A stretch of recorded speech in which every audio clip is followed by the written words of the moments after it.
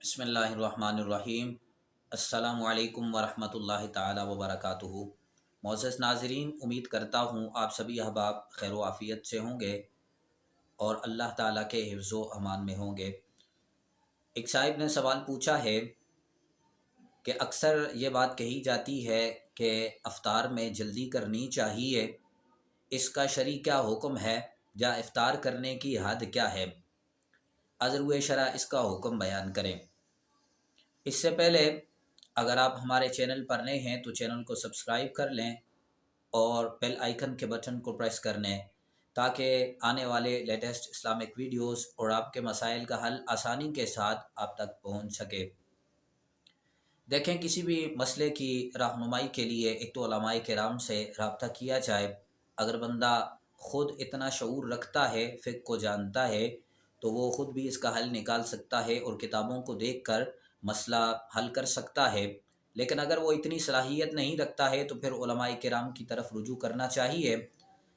سب سے پہلے جو سوال پوچھا گیا ہے، اس کی وضاحت میں یہ کہوں گا کہ بالکل یہ بات درست ہے کہ افطار میں مستحب عمل یہ ہے کہ جلدی افطار کیا جائے، لیکن اس جلدی کا ہرگز یہ مطلب نہیں ہے کہ انسان غروب آفتاب سے پہلے افطار کرنا شروع ہو جائے۔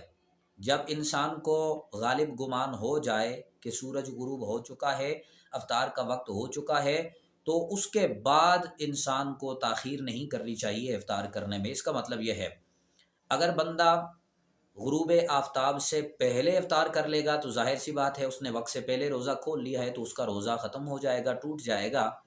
تو یہ طریقہ کار درست نہیں ہے۔ بالکل یہ مسئلہ درست ہے کہ مستحب عمل ہے، افطار میں جلدی کرنی چاہیے، لیکن وہ جلدی سے مراد یہ ہے کہ آپ کو غالب گمان ہو جائے کہ افطار کا وقت ہو گیا ہے، سورج غروب ہو گیا ہے، تو اس صورت میں آپ مستحب عمل یہ ہے کہ اب اس میں تاخیر نہ کی جائے، اس کو لیٹ نہ کیا جائے، بلکہ غروب آفتاب کے بعد جلدی ہی روزے کو افطار کر لینا چاہیے۔